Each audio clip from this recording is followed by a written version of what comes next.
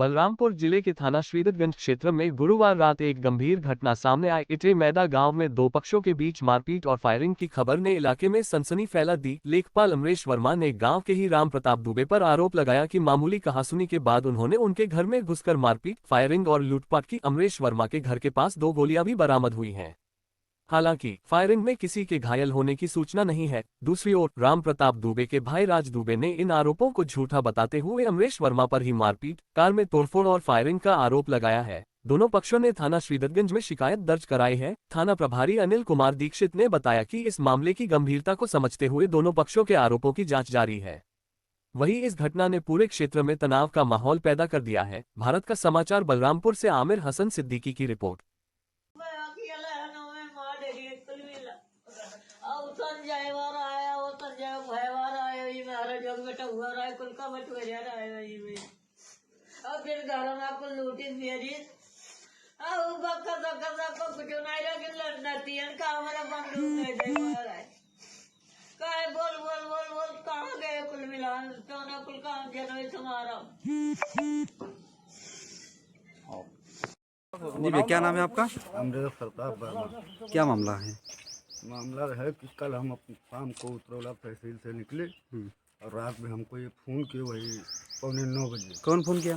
राम प्रताप वो प्रदीप, कहाँ के रहने वाले हैं? हमारे ही गांव के हैं, प्रदीप वर्मा। उन्होंने हमको फ़ोन किया, कहाँ हैं आप? तो हम बोले कि अभी ऑफिस से वहाँ निकले हैं और तो कहीं गलबापुरा ये मिलिए। तो गलबापुरा हमारी उनकी मुलाकात हुई, हम कहीं 15 मिनट में पहुँच रहे हैं। गलबापुर जब हम मिले तो हमारी गाड़ी का तीनों गेट लॉक था। वो जिस ड्राइवर वाला गेट का शीशा केवल 4 अंगुल खुला था, वो गेट लॉक नहीं था।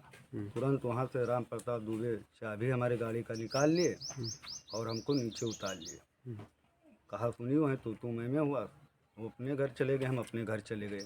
रात में वहीं 11:15 बजे के आसपास इन्होंने कुछ गुंडों को लेके आए। कम से कम 8-10 लोग थे। 3 गाड़ी 4 व्हीलर थी, 2 गाड़ी 2 व्हीलर थी। हमने तो देखा नहीं, लेकिन लोग बता रहे थे कितनी गाड़ियाँ आई। जब गाड़ियाँ आई तो वहाँ से हवा फायरिंग होने लगा। तुरंत जब फायरिंग होने लगा तो सब गांव वाले लोग डर गए, हम भी डर के भाग गए, लुका गए। तो जब लुका गए तो घर का दरवाज़ा इन्होंने तोड़ के, जो भी दरवाज़ा तो वहाँ से पीछा करते हुए आप कहाँ गए? जी, फिर घर का दरवाज़ा तोड़ के जो घर के औरतों का जेवर रखा हुआ था, वो कम से कम 4.5 लाख रुपए का 5 जेवर था और 74,000 कैश था। वो लेके चले गए। तो कोई रंजित थी आपकी पुरानी? नहीं, हमारी उनसे कभी तू मैं भी नहीं हुआ, ना कभी झगड़ा हुआ था। तो किस उद्देश्य से आपको कॉल कर रहे थे? अब वो जानते किस मुद्दे को लेके आए। जब हमारी इनकी तू मैं वहाँ गलबापुर में हुई तो उसके बाद हम इनके घर पे गए। घर पे जब इनके गए तो इनको पिताजी ने कहा ठीक है, हम उनको सुबह बुलाते हैं और बैठ के बात हो जाएगी, किसकी गलती है किसकी नहीं। तो ये बस इतना बात। क्या काम करते हैं वो लैब चलाते हैं, फर्जी 3-4 ठो लैब उनका चलता है।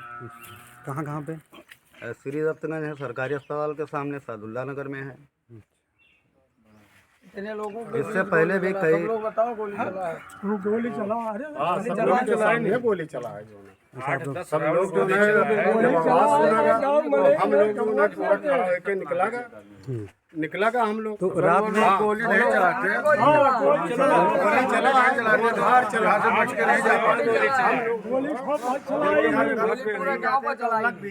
सब लोग छुप गए, गोली नहीं चलती तो वो लोग यहाँ से बच के नहीं जा पाते। लेकिन अब गांव के लोग हैं तो न किसी के पास असलहा है, न कुछ लाठी डंडा है। तो रात में पुलिस को सूचना दिया गया था? दिया गया था। तो कौन आया था रात में? अब वो सिपाही तो रात में नहीं मालूम पड़ा। 100 नंबर आई थी, एक बाइक से 2 लोग आए थे। कहीं एप्लीकेशन वगैरह दिया? अभी कहीं एक तो 4 यहाँ पे लोग के इंतजार में थे जो, और वो मुख्यमंत्री जी का विदाई था, थोड़ा कहा कि। तो क्या मांग करना चाहेंगे शासन प्रशासन से? अब हमको न्याय चाहिए। अगर हम गलत हैं तो हमारे ऊपर इल्ज़ाम लगे, अगर वो गलत हैं तो उनके ऊपर जो सामने आपके सच है, आप सच है। उनका कहना था कि केवल 2 लोग गाली दे रहे थे, अगर पुलिस कंप्लेन करोगे तो गांव भर की लड़कियां चूसूंगा, ऐसी गालियां देखेंगे। गाँव लोग को गोली भी मारी। और बोले हैं हमारे पास जो उनसे बात हुआ है, रात में 3 बजे हमें फ़ोन किए हैं, हमारे पास रिकॉर्डिंग है। वो बोले अगर आप FIR करोगे या पुलिस को फोन करोगे तो हम आपको समझ लीजिए उठौला दोबारा आ नहीं पाओगे। परिवार में लगभग कितने लोग थे, कितने सदस्य हैं परिवार में? हम लोग हैं लगभग 12-13 लोग हैं। लेकिन सब गोली के जब चल रहा था तो सब लोग भाग गए थे। और महिलाएं भी हैं, बच्चे भी हैं घर में महिलाएं केवल घर में बची थी बस। बाकी घर में सिर्फ महिलाएं रह गई थी। हम लोग के पास तो कोई असलहा नहीं था, इसलिए भागना पड़ा, नहीं जान चली जाती जो है। जी भैया, क्या नाम है आपका? मेरा नाम राजकुमार दुबे है। पिताजी का नाम? श्री दीनानाथ दुबे। कहाँ रहने वाले हैं? हम इटाई मैदा पोस्ट मगो इब्राहिम के रहने वाले हैं। क्या मामला है? मामला ये हुआ था कि कल रात में लगभग 8:30 बजे अमरेश प्रताप वर्मा, जो कि हमारे गांव के ही निवासी हैं, ये एक गालीपुर चौराहा है, यहाँ से एक हमारे गांव के लड़के हैं प्रदीप कुमार वर्मा, उनके पास फ़ोन करते हैं और हमको उनके फ़ोन पे गाली देते हैं। तो हमारे भाई प्रदीप कुमार वर्मा के बगल में बैठे थे। भाई का क्या नाम है आपके? मेरे भाई का नाम राम प्रताप दुबे है। तो वो उनके बगल में बैठे थे, उनका फ़ोन हैंड फ्री पे था। अब वो हम बहन माताजी की गाली देने लगे अमरेश प्रताप वर्मा। तो भाई हमारे बोले कि क्यों गाली दे रहे हो हमारे भाई को, कहाँ तुम हो? तो वो कहे गलबापुर चौराहे पे हैं, आके जो करना है कर लीजिए। तो हमारे भाई गलबापुर चौराहे पे गए तो वो नशे में एकदम धुत थे, दारू पी रखे थे। तो हमारे भाई की गिरबान पकड़ लिए। मतलब वो अमरेश जो है वो नशे की हालत में भरपूर थे एकदम। ऐसे पिछले उनकी कई भी घटनाएं हो चुकी हैं, उनके नाम से कई FIR दर्ज भी हैं श्री दत्तगंज में, दोनों भाइयों के नाम से, सुरेश प्रताप वर्मा, अमरेश प्रताप वर्मा। और अब ये बात ये हुई कि ये मारने लगे भाई को हमारे। तो भाई हमारे बीच बचाव किए और ये जो उसका सुरेश प्रताप वर्मा उसका भाई है, ये गांव से 10-15 लोगों को बुला लिया अपने तरफ से कि आओ हमारे भाई को मार रहे हैं, ऐसे झूठा बोला गांव वालों से। तो वो लोग आ गए, हमारे भाई को घेर लिए और उसमें सुरेश प्रताप वर्मा जो है हमारे भाई का 18 ग्राम का चैन भी खींच लिया और उनको मारा भी, पूरे गले में उनके निशान हैं। तो अब बात ये हुई कि हमारे भाई श्री दत्तगंज में रुक गए रात में, और रात में ये लोग गांव पे जाने के बाद हमारा पूरा घर घेर लिए चारों तरफ से और कहने लगे कि राम प्रताप दुबे आएंगे तो उनकी हम मर्डर कर देंगे।